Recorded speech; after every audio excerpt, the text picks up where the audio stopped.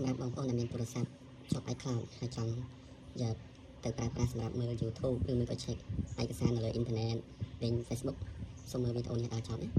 អញ្ចឹងយើងចុចចូលមករកភាសា Continue អូខេបងប្អូនឃើញស្រាប់ហើយទូរស័ព្ទនេះជាប់ iCloud ណាអាចតទៅមុខទៀតបានទេ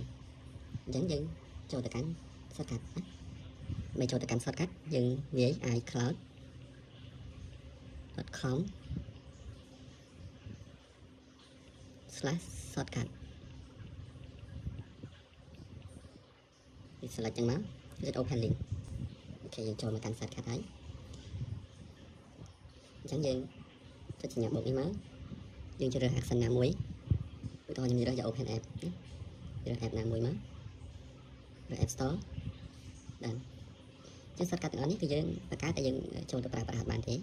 ឧទាហរណ៍ថាចូលទៅកាន់ home screen ខ្ញុំបង្កើតអញ្ចឹងយើងចូលបានណាប៉ុន្តែវាលុបមកវិញអញ្ចឹងយើងបង្កើតឡើងគឺគ្រាន់តែចង់យកវាណាដើម្បីចុចចូលកន្លែង information នេះណាចុចមក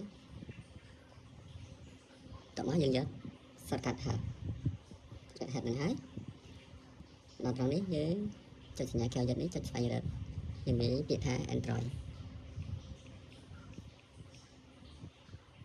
ចុច search មក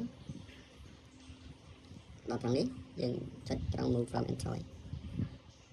អូខេតោះមកយើងចុចត្រង់កន្លែង get moved to iOS from Google Play អូខេដល់ត្រង់ចំណុចនេះយើងចុចកន្លែងសញ្ញារូបមនុស្សនេះណាតោះមកយើងចូលមកខាងក្រោមយើងយក personalize in play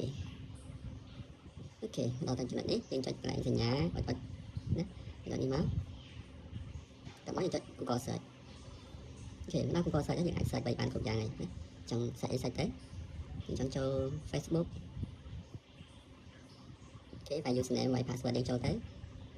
ឬមួយក៏យើងចង់ទៅកាន់ YouTube យើងvào YouTube មកអូខេនេះយើងអាចមើល YouTube បានធម្មតាណា play មួយមក